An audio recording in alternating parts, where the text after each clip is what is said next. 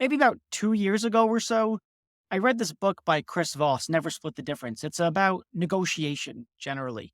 And this guy was a former hostage negotiator for the FBI. And it's about how do you say the right thing at the right time in order to get the end that you're trying to get to. In his case, it was saving people's lives. In more mundane times, it might be just trying to get a good price at the garage sale. But it was a very interesting book because it articulates certain strategies and tactics for how you phrase things, how you respond to the person.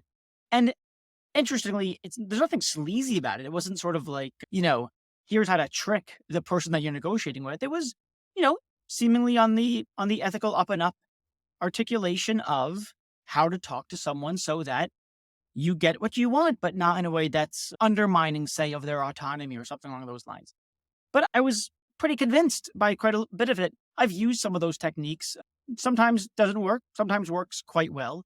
But it was just interesting for me to really sort of see for the first time the ways that you can talk to someone in order to get what you want.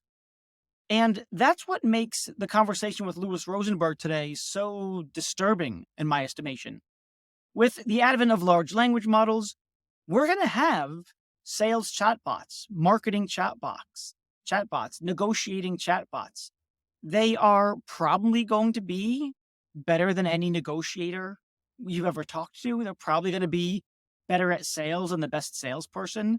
There's a concern that not only will you be sort of writing, chatting with them, let's say you're typing it out, they'll be running sentiment analysis on that text. They'll sort of look to see what you're saying, what the emotions are that you're expressing and what you're typing out, and then update its strategy and tactics in light of that. And that's sort of freaky to me because these things can get really good at selling individuals things that they may not want. What's more, they might sell things that you're not aware that you're really being sold to. I mean, in many cases, the intentions of these chatbots, well, I mean, they don't have intentions, but the intentions of those who built or fine-tuned those chatbots will be opaque to you. You won't realize that you're talking to a salesperson in the way that you do when you walk into a store and you're talking to someone with a shirt that says that they worked there. So I'm legitimately nervous, worried, scared, concerned that we're entering a place where if we don't get regulations and laws right, or if existing ones are not applied well, we're going to get highly manipulative chatbots. And not only, by the way, are we going to get chatbots that speak to you in a way that get you to where they want you to be, so to speak, but people will form emotional connections to these chatbots, especially if they exist across various platforms, or maybe you just keep going back to the same place and you sort of non-rationally develop feelings of trust towards this chatbot, which may have a face at some point, might have a voice at some point. So these things are really concerning. And this is what we talk about. This is what I talk about with Louis Rosenberg, who really convinced me that this is something we need to be extremely worried about. He calls it the manipulation problem. I think that's an apt characterization. There's going to be both rational and non-rational ways of moving people in conversation, which is easier to do than just targeted marketing and social media. So have a listen. I think we really need to think deeply about what the sources of the risks are and really what we need to do about them. So as always, I hope you enjoy it. And more than anything, I hope you get something out of it.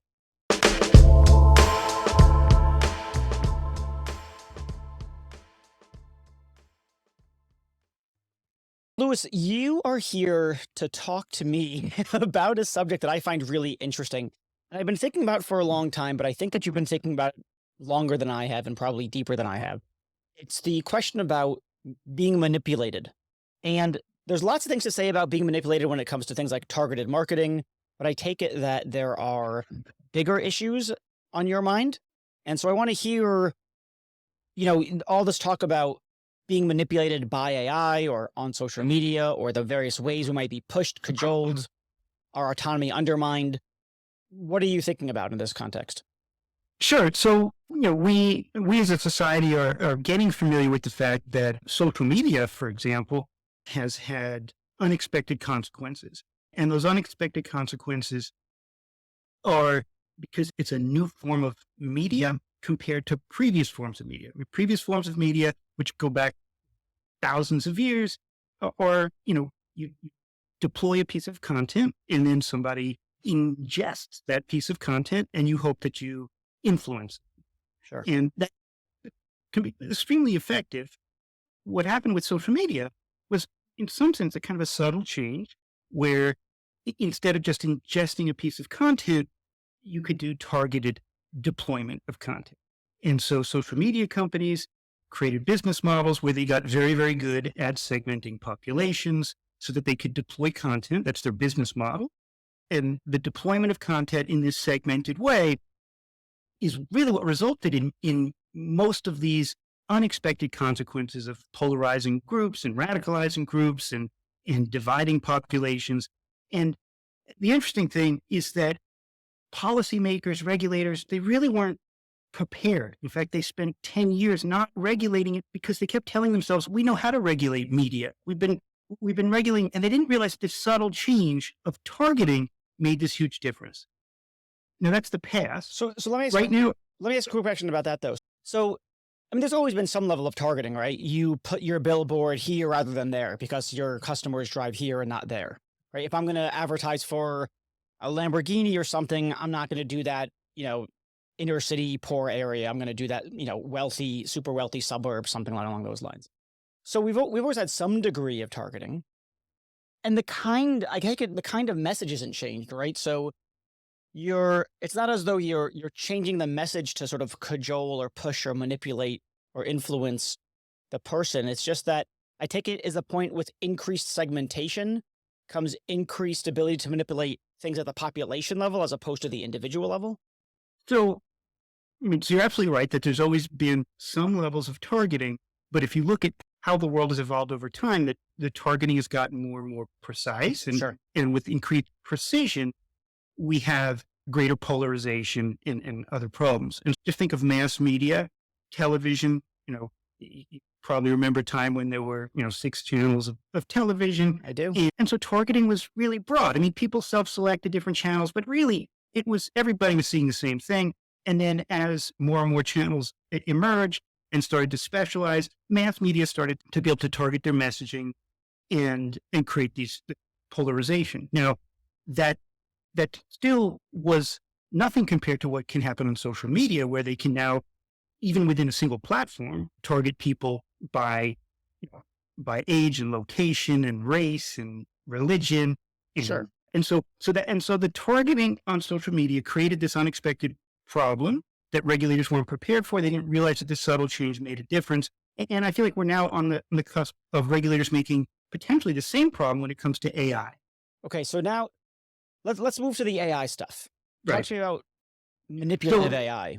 Right. So, big buzzword of the year is generative AI. Yeah. Lots of people talking about risks. I mean, I think there's a lot of legitimate risks that people are talking about, that risk to jobs, inaccurate information coming out of generative AI, deliberate misinformation being created by generative AI because you can now just create content at scale, risks to privacy because generative AI actually remembers what you say to it. And so these are real dangers, but I would consider those escalating risks. They're not really new risks. They're just existing risks that we know about that are just made worse Yeah, gasoline on the existing fire.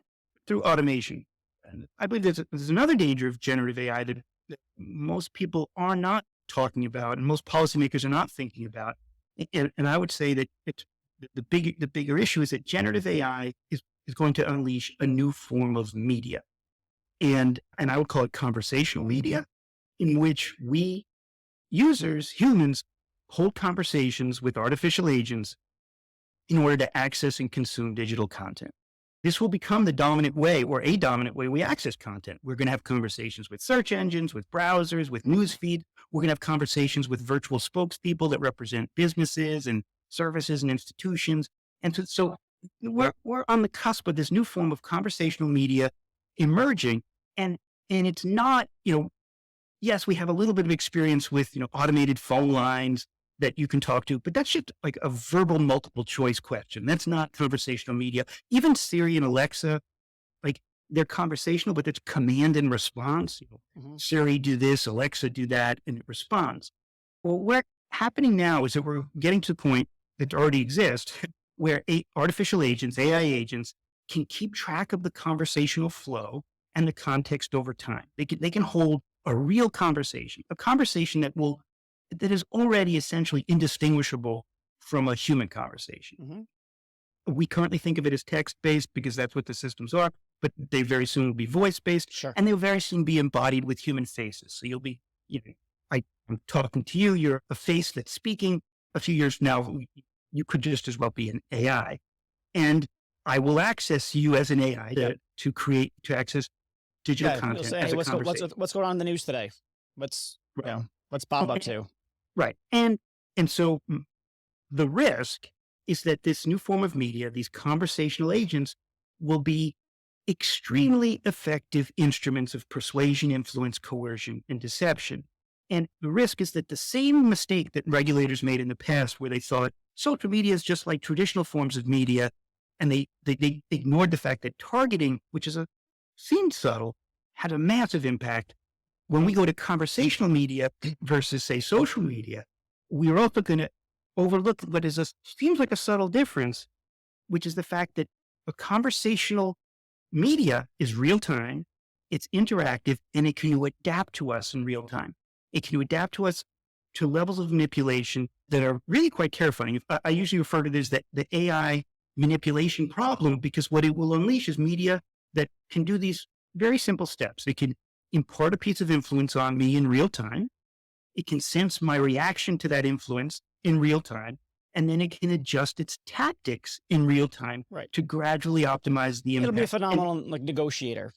It'll be a phenomenal. You don't know that it's even negotiating. You say, hey, look, I'm looking to buy a new pair of Nikes. Can you show me what some of the latest styles are? And I might say, actually, I'm not sure that Nike is the right style for you, blah, blah, blah. I like Nike because blah, blah, blah. But then they can start saying, well, yeah, but that's because you think, but that's still old school style way of thinking. The latest trends are really to buy Reebok or whatever, but Reebok has paid for all that. And right. So you steered in a different direction, which is low stakes because we're talking about buying sneakers. But imagine it's, I'm looking to learn about a political candidate. So you can think of this in the context of, say, a salesperson. So a skilled salesperson knows that the best way to influence a customer is to engage them in conversation, not just to hand them a set of documents, but to engage them in conversation, to make a pitch, to hear their reaction to the pitch, to address the concerns, to sense what direction to go, and to adjust the arguments to be very persuasive. Now, an AI agent will be much more dangerous than a salesperson. Now, a good salesperson can get people to buy things they don't need, and, pay more for cars, or buy, add a bunch of extra features to a car. Yeah. Good salespeople are effective. What's different about these AI agents is that they potentially will have access to historical information about you, the information that these platforms will be collecting over time. These AI agents they'll know most likely your hobbies, your interests, your education level, your income level. They'll know your marital status. They'll know where you live. They'll know your political affiliation. So they'll be able to immediately customize this conversation from the start. So if the goal is to get you to buy a car, this AI agent using generative AI will customize the conversation specifically for you from the start based on all your background, guiding you in a direction. It will then sense your reactions. Some of those reactions will just be your verbal responses. Your verbal responses can be, I don't want to buy a Tesla because it's too expensive. Or it ultimately will have access to your vocal inflections to assess your emotions. Sure. It will have access to your facial features to assess your emotions in real time. And already webcams can detect not just the facial features that another human can see, but can actually detect micro expressions that are an AI will be able to sense your reactions better than a human salesperson, have access to way more information than a human salesperson, could be trained on sales tactics and psychological tactics, and drive you in a particular direction. And as you said, it doesn't have to be to sell you a car. It could be to convince you to buy to believe a particular piece of misinformation or disinformation, propaganda, vote for a particular candidate. And so the ability of an AI agent to be programmed with an agenda, right? It's already possible. Now, OpenAI is not doing that, but they're providing an API to third parties. Right. And there's other large language models. There's, Stanford recreated their version, for $600. I think something like 2,400 people have already downloaded that open source model and fine tuned it to their own liking. So let me see if I get this right. There's this sort of general, you might worry, you might think that, oh, marketers or salespeople, billboard ads, newspaper ads, ads on you know, on your screen or whatever, they're trying to influence you. They're trying to get you to do something. But, you might think, well, yeah, they are, but big deal. I could just walk away. If a salesperson says, hey, can I show you something? You say, no, thanks. If you see a billboard that tries to sell you something, you think, I don't want that thing. Who cares? And you literally keep driving on and it's behind you. You flip the page, you close the browser. There's all sorts of ways of ignoring those things. Granted, they could be persistent and persistent. That's the point of marketing. They keep showing you the same thing until you're like, oh, fine. So there's ways of sort of breaking down willpower against these things. And then you sort of turn up the volume on that with social media. And you turn up the volume because there's a level of persistence that's not available in the real world as opposed to the digital world, because you're always on that platform. You keep seeing that ad. You keep seeing that article, filled with information, whether it's true or not. And so there's a level of persistence that's possible with social media that's not possible in the real world. And there's also this ability to engage in this feedback loop stuff that you talked about earlier, which is not only can we persistently send you things, but we'll get a clearer picture of the kinds of things that you engage in. And so we can actually change the content of the stuff that we're being persistent with so that it is in some ways customized for you. Still, you're going to be a member of a segment of a population, but we can start sending things, we can finer and finer grained segment the general population. So get a deeper understanding of you and what segment you're in. Okay, so real world, we've got persistence, and you got a little bit of A/B testing, but you've got persistence is the main thing. Social media platform, you've got persistence plus alteration of content based on the member of the segment of the population that you're in and what we know about that.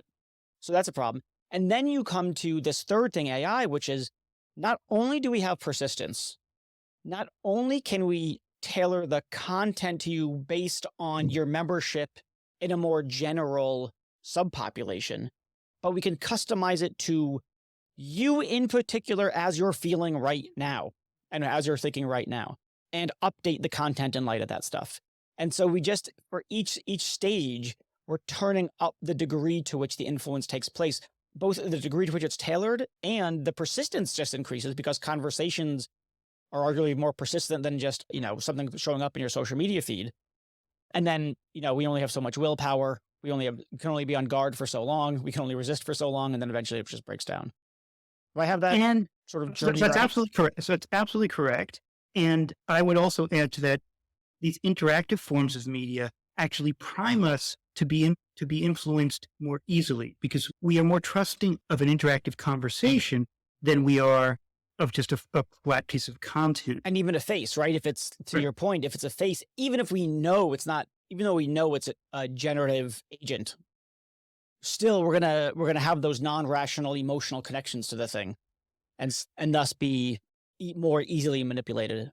Right. And they will become, and there will be familiar faces Yeah. you could be engaged in an ad with a virtual spokesperson that you've never seen before, but maybe every time you engage, you go to your bank, you log into your bank, you're greeted by a virtual teller, and that virtual teller maybe always looks the same, or maybe it's gradually adjusting the way it looks based on how you react. And they determine that, oh, you react like have a more pleasant interaction that if the teller is a particular gender and is dressed a certain way and looks a certain way. And so pretty soon you'll always be presented with that type of teller who Right. speaks a certain way. So let me take a step back and sort of think of why this isn't why we shouldn't be too worried. One thing that when I think about being influenced or manipulated or something like that, I think about my autonomy being undermined. I've lost some degree of self-determination, my own ability to think freely and decide freely, yada, yada, yada. Okay. But if I work with a salesperson who's really good, when I end that interaction, if they are really good and they haven't hoodwinked me, they've more sort of, let's say, drawn out what I want or what I care about, and they've shown accurately that their solution is a good fit for what I want. I just didn't realize it at first. I don't feel that my autonomy has been undermined. I don't think. I don't feel manipulated. I think, wow, that person was really good and they got me to buy the thing, but I don't feel like my autonomy was undermined. So I would say that there's a couple things to amplify the risk if it's AI. First, if you're engaged with a salesperson, you probably know very well the context of the interaction. You know what their agenda is. Their agenda is to sell you that car, Mhm. right? And when you're engaged with an AI agent, you might not know what their agenda is. You could be interacting with an AI agent that just seems like they are trying to sell you coffee, but they're really trying to make you not believe that vaccines work. Right? Right. Yeah, Right. sure. And so they're engaging in a conversation and you can't access the same level of skepticism because when you engage a salesperson, they are identified as a salesperson and you know exactly what their motivation is and why they're there. So that's one level. The other level is that when you engage a salesperson, even if they're a very good salesperson, it's a pretty symmetric interaction. You're both humans with the relative same capabilities, same ability to read each other. When you're engaging an AI, you have no ability to read them, but Sure. the AI has every ability to read you. And so while you can sense that a salesperson is getting, pushy or slimy or what Yeah. AI will be opaque. And the third is that the AI potentially will be just smarter. And by smarter, I don't mean sentient. I Sure, don't sure, sure. mean, I mean, will have access to many more tactics, access to more information about you, and can be trained to be quite skilled. And, if we think about, we know that these AI systems that are not sentient and not human level of intelligence, can beat the world's best chess players and Go players Sure. and can even bluff in poker and stratego. Like, and Yeah. so Yeah. like, what chance do you really have against that level of strategic power that's trying to influence you about something, has access to your history and all your previous interactions? It knows what worked, what didn't work. Yeah. One of the things that you said that's really interesting is, companies will figure out, oh, this is the kind of person that you like. So you'll have this familiarity with this person who on day 35 is just selling you coffee and you trust their coffee recommendations because they've given you such great tea recommendations before or whatever. And then one day they start selling you something else that's actually bad for you, including false beliefs.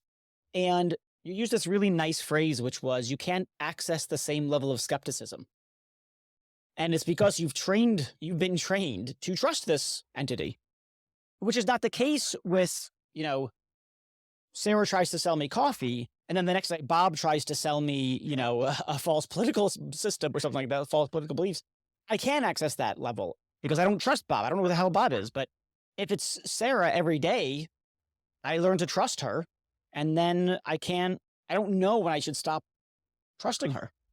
And then you have this And other, I'll just start, I heard like this other really great point, which is knowledge of the intent of the agent. And we know, we always, we have good grounds on which to believe we know the intention of agents when we're interacting with people, when we're interacting with them. We're at the store, we're in a business negotiation, we're at a conference room table, we are in a store, whatever. But not so with AI because they might interact with you in a variety of contexts. And those who program the AI may program it with a variety of intentions about which you're completely unaware. absolutely. And we will interact with these AIs in different contexts. I mean, there'll be a time when you get a job at a large company, maybe every person is provided with an AI assistant that Right. is there to do your scheduling. And it could also have the agenda to make, its objective could be to make sure you're productive, right? And so whose interests is that AI agent reflecting? Is it reflecting your interests or the employer's interests? You could very easily be in a situation where it is conversationally guiding you in certain ways that are in the best interest of the employer and maybe not in the best interest of you. Yeah. And you can't tell. Now, if it was your Yeah. boss who was talking to you that way or interacting with it, like, yes, they would have the same objectives. It would also be asymmetric because they have more power than you, but you would it would be more fair than this AI agent that maybe appears and very, very this friendly helper that's always there, looking over your shoulder, ordering plane tickets for you, reminding you about things. Yeah. But if it has a hidden agenda that you're unaware of, it is very difficult to defend against that, which is why I believe that one of the protections should be that if an AI agent has some persuasive agenda, it should have to reveal that. You should at least be informed that this AI agent, a third party has given this AI agent the agenda to sell you a car, this agenda to have you consider and accept beliefs about vaccines whatever the agenda is, being at least having it transparent gives you a chance of having some. So let me say a couple of things. Number one, I completely agree about this point about, this AI executive assistant. It's really, representing the interests of the employer, not the employee. And people are going to forget that, to your point. I mean, people use Slack and they forget that their boss or their employer can see their Slack conversations. So they're definitely going to forget it when it's this friendly executive assistant. They'll start, complaining about the boss, complaining about the employer, and all of a sudden that's going to get flagged. This is an unhappy employee or a disloyal one, or they're looking for a job, right? You ask your executive assistant, hey, can you schedule a meeting with me with this recruiter at such and such a time right there? That's going to get flagged. So that's some scary stuff for sure. And then, the other thing I wanted to pivot to, and, we just have a few minutes left, but I wanted to ask you, what do you think needs to be done about this? You've said one thing so far, which is being transparent. I'm not convinced, though, that transparency is going to solve much. You said you sort of conceded this in a way. You said at least it's a fighting chance, but I'm not even sure it's that, because, we could know, not really. The one example that I like to use is our interactions, our engagements with fiction, with movies, film, TV. We know the person's not dead, but we're weeping. We know they didn't really fall in love, but we're filled with joy, right? So we're easily filled with all sorts of emotions when we know the thing that we're seeing is a fiction. The generative AI agents that we'll interact with will know that it's fictional, but we'll still be engaged at that emotional level, despite our knowledge. So transparency is not going to solve for that. Transparency just will say it's not real, and you'll say, like, I know, but oh my God, the generative AI is so cute. Right. And the other thing we have to consider in this problem is consider that it's not just adults who can be affected by this, but it could also be kids. Mm-hmm. And imagine that you're a kid in some virtual world or game, and a big teddy bear walks up to you and starts engaging you in conversation, and they're befriending you, and they're gradually trying to convince you to ask your parents to have buy a particular brand of cereal. You're not equipped to defend against that as a kid at all. I mean, even adults are going to have problems with that. But the chances for manipulation are really extreme. I think transparency is one first level, so that at least if that AI agent had to look different to identify itself as having a promotional agenda, mm-hmm. you at least know, oh, like this is a salesperson. It's kind of like if you walk into Best Buy and you're shopping the store, and somebody walks up to you wearing a Best Buy shirt. You right. now know how to understand. Yeah, if somebody walked up to you, just like ads have a sponsored. If you're looking through the New York Times, the Wall Street Journal, or whatever, Google, it says sponsored, right? So you don't have like a sponsored stamp on the head of the forehead of the fake agent. Now, if you were in a Best Buy store wandering the shelves and somebody in plain clothes walked up to you and just started engaging you in conversation and just said, "Oh, I bought that, and that's a great laptop," you would give it a lot more credibility. Now, that would be manipulative. That would be considered predatory advertising. And you couldn't do that at scale.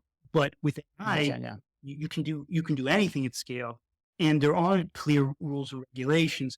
Transparency will help, but that alone is not enough. I mean, there's other things I think would be really important. One of the things I worry about a lot is these AI systems can track your emotions in real time. They can track your gut reactions. They can look at your facial expressions, your micro expressions, vocal inflections, even look at pupil dilation and eye motion. Sure. Yeah. And I don't think that should be allowed, to be honest. I think that there should be something like no real time sensing, no real time processing of biometric data or something along those Right. lines. And real-time tracking of emotional reactions is so dangerous because they can adapt to that in ways that you really can't defend against. Yep. And they can even if you're trying not to express emotions, they can detect it at levels that a human couldn't. Yeah. And so that's another protection. But in the broader sense, just creating these real-time feedback loops.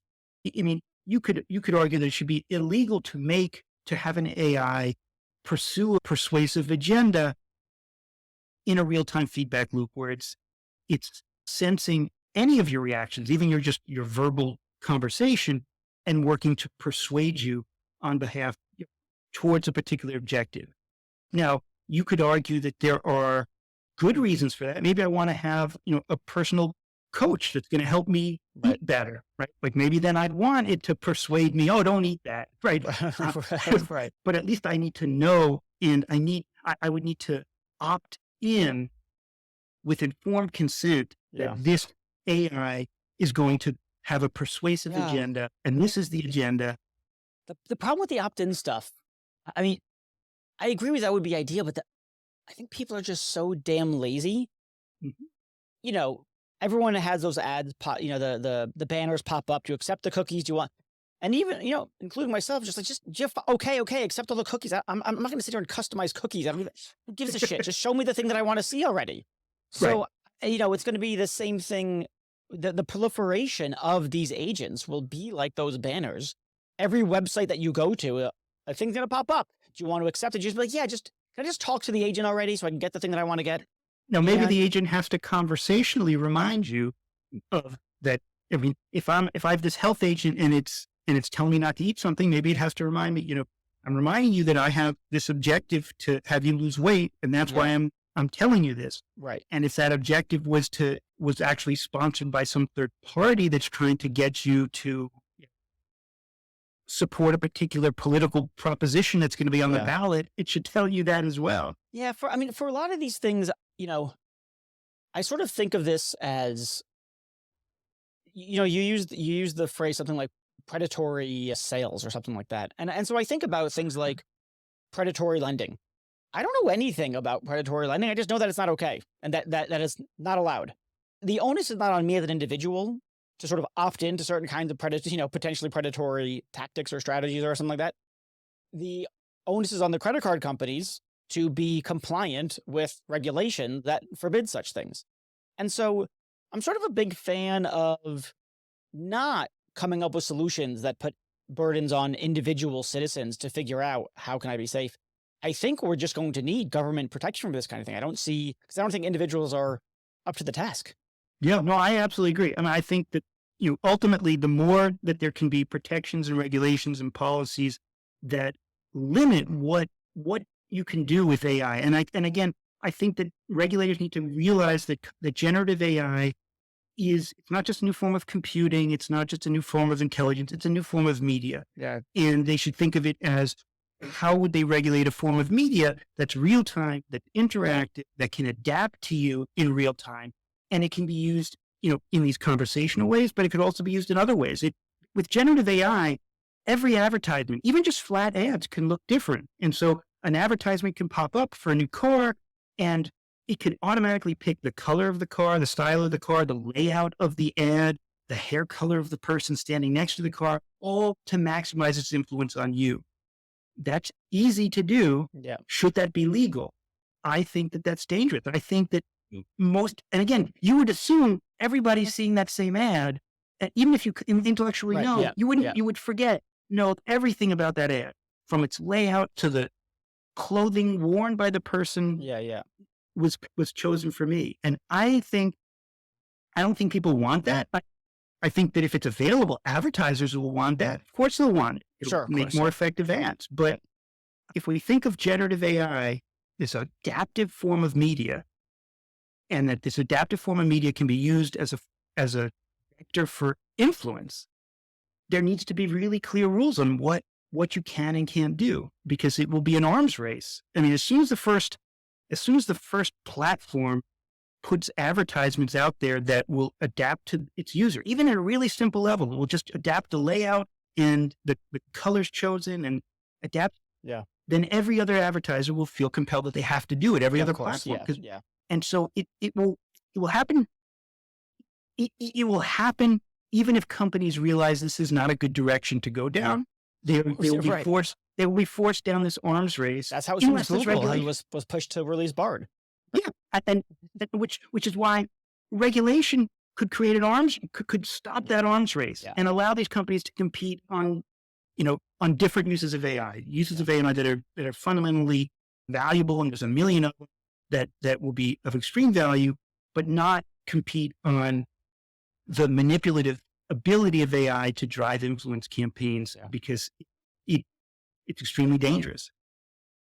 All right. Well, you're going to have to come back and we will talk about really what the hell are we supposed to do about this? Because I mean, I'm quite convinced this seems like a pretty damn big problem and there's no obvious solutions. So, maybe next time you come back and we talk about what solutions might potentially work. What should we be pushing government to do about it specifically?